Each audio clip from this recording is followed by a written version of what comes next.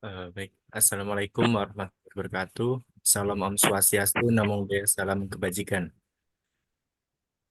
Kami dari kelompok 2 akan mempresentasikan hasil jurnal kami yang berjudul Analisis Faktor-Faktor yang Mempengaruhi Willingness to Pay Konsumen Rumah Tangga di kawasan Jalan S. Suparman, Kecamatan Jeganraya, Kota Palangkaraya. Sebelum masuk ke dalam materi, izinkan saya memperkenalkan anggota. Yang pertama saya sendiri, Ahmad Saiful, Ahmad Bakri, Vivi Rolensa, dan Jusno Ferianto. Kemudian akan dibacakan oleh rekan saya. Latar belakang, air adalah sumber daya penting yang mendukung kehidupan dan lingkungan. Meskipun jumlah air di bumi konstan, dengan sebagian besar air sebagai air laut dan hanya sebagian kecil sebagai air tawar. Ketersediaan air bersih tidak merata di seluruh dunia. Di Indonesia, penggunaan air telah melebihi tingkat penyimpanannya, menyebabkan kekurangan air bersih. Pemerintah biasanya menyediakan air bersih karena industri ini membutuhkan investasi besar dan efisiensi yang hanya bisa dicapai dengan skala produksi yang besar. Data terbaru menunjukkan bahwa sebagian besar rumah tangga di Indonesia menggunakan air kemasan atau isi ulang untuk minum sehari-hari. Next. Kajian pustaka. Kualitas air. Kualitas produk atau layanan diukur dari kemampuannya untuk memenuhi kebutuhan pelanggan. Sesuai standar ISO, air minum adalah air yang sehat dan bisa langsung diminum sesuai dengan standar kesehatan Indonesia. Pelayanan, indikator kinerja operasional perusahaan air minum mencakup layanan luas, standar kualitas, pasokan kontinu, efisiensi produksi, kehilangan air minimal, akurasi meteran, respon sambungan baru yang cepat, penanganan penanganan keluhan efektif, kontrol hilang air melalui subzona, akses layanan yang mudah, dan rasio karyawan terhadap pelanggan. Tarif, seperti yang diungkapkan oleh Larry Wimais, harga air tidak hanya ditentukan berdasarkan ongkos pengambilan sumber air, namun juga termasuk biaya untuk proses pengolahan dan pendistribusian serta manajemen limbah. Next. Selanjutnya akan dibacakan oleh teman saya. Metodologi, lokasi dan waktu penelitian. Penelitian ini dilaksanakan di kawasan Jalan Es Parman, Kecamatan Jekan Raya, Kota Palangkaraya. Fokus penelitian adalah pada pelaksanaan teknis kualitas air, pelayanan, dan tarif. Populasi penelitian adalah pelanggan air bersih di kategori rumah tangga. Penelitian ini berlangsung selama 2 minggu. Populasi dan sampel. Populasi dalam penelitian ini adalah pelanggan air bersih kategori rumah tangga di Jalan Es Parman, Kecamatan Jegan Raya, Kota Palangkaraya. Metode penentuan sampel menggunakan model Probit dengan jumlah sampel sebanyak 30 konsumen rumah tangga. Jenis dan sumber data. Data yang digunakan dalam penelitian ini meliputi data kualitatif dan kuantitatif. Sumber data terdiri dari data primer yang diperoleh langsung dari observasi dan kuesioner, serta data sekunder yang diperoleh dari sumber-sumber yang telah ada. Variabel penelitian. Variabel dalam penelitian ini meliputi variabel independen atau eksogen, yaitu keputusan untuk membayar atau tidak.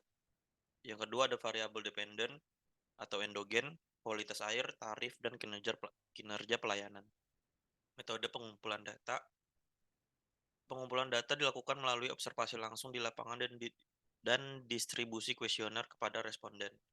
Metode analisis data. Analisis data dilakukan menggunakan model Probit untuk menentukan faktor-faktor yang mempengaruhi keputusan pelanggan dalam membayar layanan air bersih.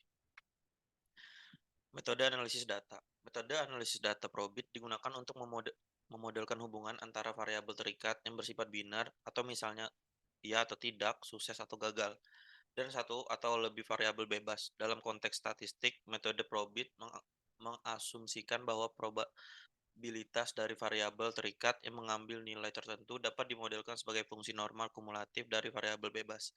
Rumus dasar model probit adalah sebagai berikut. Prob Y min 1X kurang B0 tambah B1 X dikali X1 plus B2 dikali X2 plus B3 dikali X3. Y adalah variabel dependen atau bayar atau tidak. X1 adalah kualitas air. X2 adalah pelayanan. X3 adalah tarif. Dan adalah fungsi distribusi kumulatif normal standar. Selanjutnya akan dijelaskan oleh teman saya.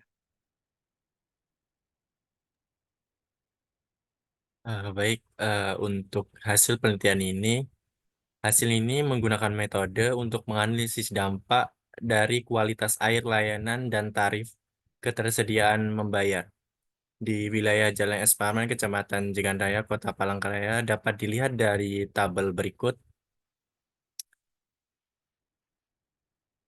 Model probit digunakan untuk memprediksi hasil biner dari variabel terikat bayar atau tidak yang hanya bernilai 0 atau 1. Berdasarkan variabel bebas, variabel dummy adalah tipe variabel yang hanya memiliki dua kemungkinan nilai, 0 atau 1, yang digunakan untuk menunjukkan keberadaan dan ketidakadaan suatu efek kategori yang berada untuk mempengaruhi observasi yang dihasilkan. Di sini ada di variabel dummy 0-nya itu ada 17 responden, dan variabel dummy 1 ada 13. Jadi total keseluruhan sampel itu ada 30 sampel. Next.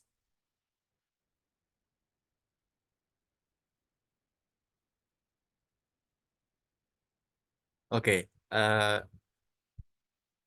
kemudian adalah hasil uji T adalah teknik statistik yang digunakan untuk mengevaluasi apakah ada perbedaan yang bermakna antara min dari dua grup data. Dalam analisis regresi seperti yang terlihat di tabel di gambar, uji T diharapkan untuk menilai hipotesis 0 bahwa tidak terdapat efek dari koefisien regresi.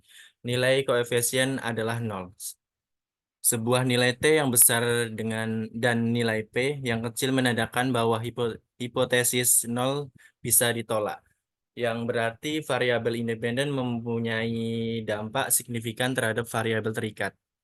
Nah, di sini bisa kita lihat kualitas air nilai T sebesar 2,593 dengan nilai 0,0118 menunjukkan bahwa kualitas air variabel tersebut secara signifikan. Untuk pelayanan sebesar 0,14 dengan nilai 0,04 juga menandakan ada pengaruh yang signifikan. Namun tarif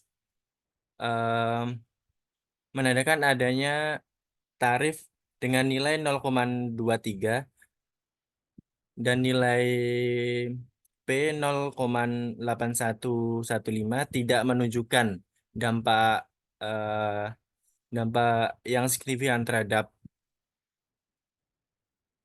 nilai P yang melebihi 0,05. Selanjutnya, kemudian determinan R square, koefisien determinan yang dalam model regresi logistik sering disebut sebagai MC-Fedden R square, memberikan indikasi beberapa baik model tersebut menjelaskan variabilitas data yang diamati. Dalam konteks ini, nilai M-Fedden R square adalah 0,660825. Nilai R square yang tinggi mendekati 1 menunjukkan bahwa model regresi logistik tersebut cukup baik menjelaskan variabilitas data yang ada. Dalam kasus ini nilai 0,660 menunjukkan bahwa model menjelaskan sekitar 66,08% variabilitas dalam data yang diamati. Ini adalah indikator yang baik bahwa model ini memiliki kecocokan yang cukup baik.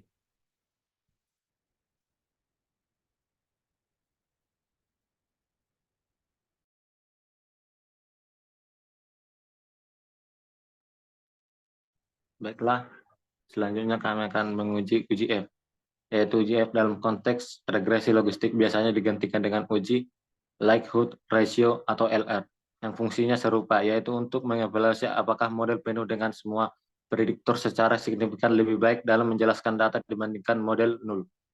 Hasil yang diberikan untuk uji LR adalah sebagai berikut, yaitu likelihood ratio atau LR statistik adalah 27,12945.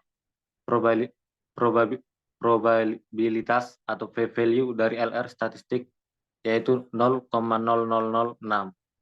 Uji LR dilakukan dengan hipotesis, yaitu yang pertama hipotesis 0 dengan hanya intercept sama baiknya dengan model penuh. Yang kedua hipotesis alternatif model penuh secara signifikan lebih baik dibandingkan model dengan hanya intercept. Nilai statistik uji LR dihitung dengan LR sama dengan minus 2 ln dikali L0 model dikurang ln dikali L full model, di mana L0 model adalah likelihood dari model nul dan L full model adalah likelihood dari model penuh. Dari hasil yang diberikan kita ketahui bahwa ln kali L0 model sama dengan minus 20,52695 dan ln dikali L full model sama dengan minus 6,962230. Dengan demikian, dengan nilai v-value yang sangat kecil atau 0,0006, ini menunjukkan bahwa hasil tersebut sangat signifikan. Artinya ada bukti kuat untuk menolak hipotesis 0, sehingga model penuh memberikan peningkatan yang signifikan dalam fit dibandingkan dengan model 0. Next. Terakhir adalah kesimpulan. Studi ini menemukan bahwa kualitas air dan layanan sangat mempengaruhi keinginan pelanggan untuk membayar di Kota Palangkaraya. Kualitas air dan layanan secara logistik meningkatkan keinginan membayar, sedangkan harga tidak berpengaruh signifikan. Yaitu saran singkat, yang pertama, tingkatkan kualitas air dan layanan. Yang kedua, tetapkan harga yang kompetitif. Yang ketiga, selidiki perbedaan hasil dengan studi sebelumnya. Yang keempat, gunakan hasil ini dalam pemasaran. Yang kelima, sesuaikan paket layanan dengan kebutuhan konsumen. Yang keenam, gunakan sampel yang lebih besar untuk penelitian berikutnya.